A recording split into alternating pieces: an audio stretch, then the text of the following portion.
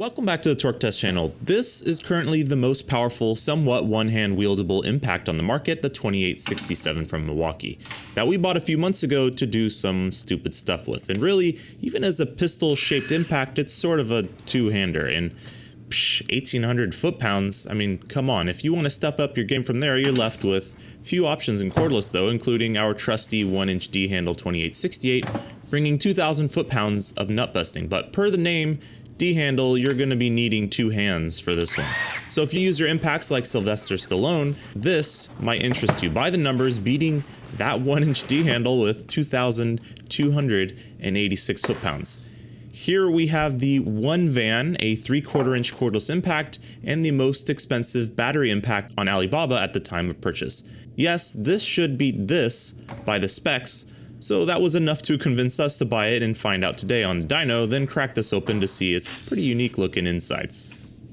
Now this new guy, which is showing its Alibaba origin a bit when it comes to the details here, while the most expensive cordless impact on the site when bought was still just $230 to $240 shipped or so, $215 sticker plus shipping. That's not a lot, especially in this $800 to $1,000 crowd. But it is all new, haven't seen a similar design to this before. It even has these three class 12.9 through bolts here at the base of the head, giving it a bit more of a industrial feel. And it does feel industrial, as in weight. The head proportions on this tool, not sure if you can tell, are massive, coming in at nearly 9 pounds bare and 10.4 pounds with the battery attached. And that battery is a Makita. This tool is designed, like many overseas brands, to accept Makita LXT packs, which again adds even further cost savings to you, assuming this thing is worth its weight. While chunky, 10.4 pounds puts it still lighter than the 1-inch pistol at 12.9, and obviously the 1-inch D-handle weighing in at just over 24 pounds. So what it compares closest to is obviously other 3/4 inch drive cordless impacts that it still has 2 pounds on, like the Makita LXT 3/4 inch taking the same batteries, and the Milwaukee 3/4 inch, and also the latest XGT, which is closest in spec but twice the price, and still a measly 2,100 newton meters. This is 3,100 newton meters. So let's see how it stacks up to the LXT Makita and M18 3/4 inch that are closest in price, in case this is most close to those. Then we'll compare it at the end against the 1-inch D-handle that it's supposed to beat, as well as other models. This is our first working torque test, 5 seconds and forward, red versus teal up first.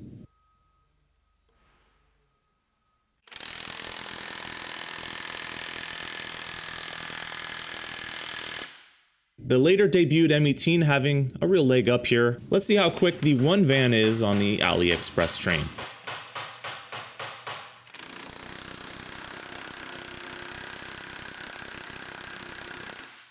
$422 foot-pounds. Not great. Most half-inch high torques make more than that these days, so don't use this thing for forward driving tasks, at least. But don't be deterred, reverse is up next, where we like to see these tools shine given the choice, because we reach for a 3/4 inch when things need to get unstuck rather than stuck, and what you're looking at is what the current matchup looks like.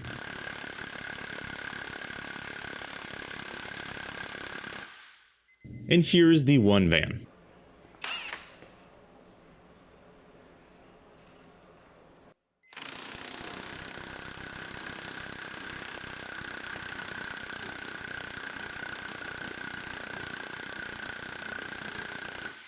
$780 foot-pounds. Now, are these numbers indicative of a 2,286 foot-pound tool or even XGT levels of torque thus far? Well, no, but also it's not too often we have anything from AliExpress pass up, well, any brand here, much less the likes of Makita LXT and Milwaukee. One test left to go, but you might be curious, how does this impact with a design we've never seen before make power, much less quite decent power at that?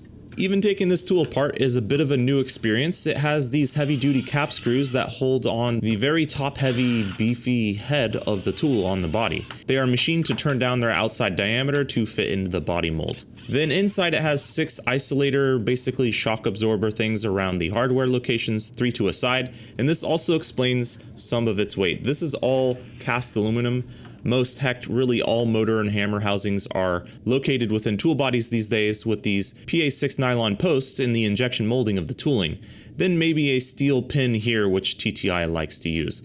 That's about it. This one does that with just straight up metal used everywhere. Simple wiring inside, but rather heavy gauge, decent trigger and capacitors used, epoxy filled board, and really simple battery pickups for that LXT connection. Not a lot going on, but also not a lot bad either. The hammer cage is held in with more large bolts in blue Loctite. That's nice to see.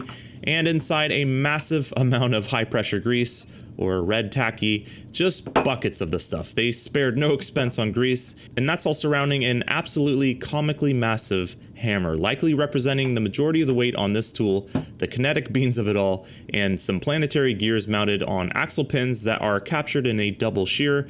Even an AliExpress brand here knowing not to press your luck with these types of designs, like Milwaukee tried to do briefly with their high torque. And this hammer design is pretty smart, somewhat hollowed out to fit and add mass around that reset spring. You're going to be seeing this on more and more modern impacts, I'm fairly certain of it. Adds tool head diameter size, but shortens the tool for how powerful it can hit.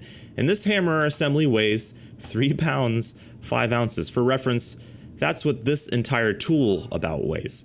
Even the leaked field tester DCF961 missing link looking tool that is confirmed as coming out now, that one's hammer is 3 pounds 2 ounces, and that tool needed a compound gear set to reduce down enough to spin that heavy mass up. Something we're noticing with this tool, it takes a while to get going. I'm not sure if you noticed that. Its impacts per minute are incredibly slow, even for a high torque.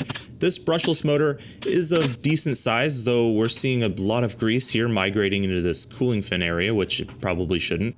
This motor is okay size, but really it needs to be quite a bit more substantial in order to spin up and reset the spring on this massive thing with some haste, using a one-stage planetary gearing that this one's using. Let's see, given enough runway in our best case scenario test, just how high this thing can reach. Here it is one last time with both the standard Makita battery and the custom pack The Beans battery in black on screen for reasons that will become clear.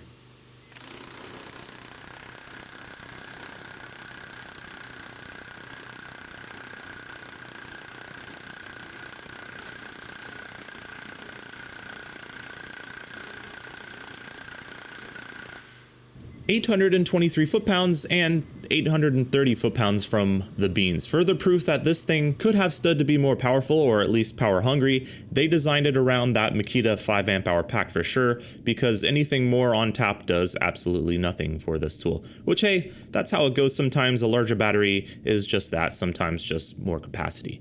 823, 830 though, let's give credit where credit's due.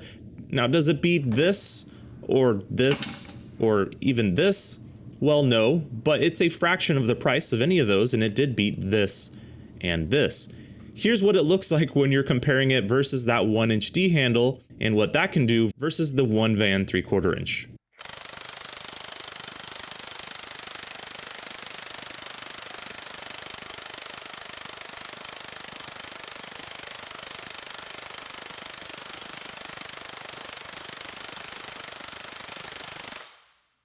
Yeah, it's not a close fight when you look at it in that crowd, have to admit. In steps the scoreboard to see where this thing's bragging rights will reside.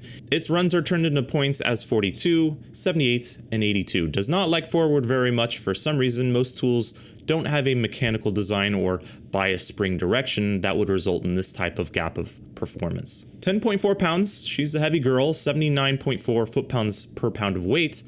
Still beating the Makita here.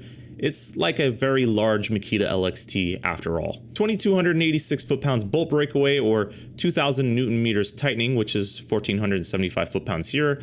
That's record levels of BS, I think, 56%. Alibaba, in spot-on specs, it seems not their strong suit.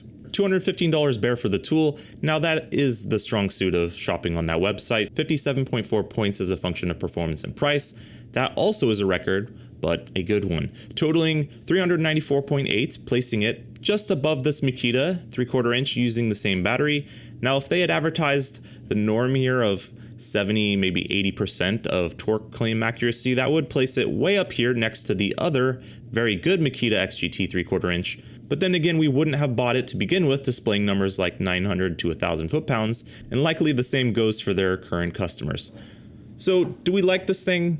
heck yeah, this thing's awesome. It's weird, funky, different, just uses a massive hammer as fast as it can try to spin it up and wax things with it. It's like the redneck of impact wrenches, and it sort of gives us the giggles. So if you have Makita batteries, want something with more grunt than this, costs less than an M18 mid-torque after all, or I don't know, just fork over a stack of cash for the real deal. I'm not your real dad, so you just do you. We do sometimes informative, sometimes stupid stuff like this at least every Friday. Click some buttons below to be shown those, and thanks for watching.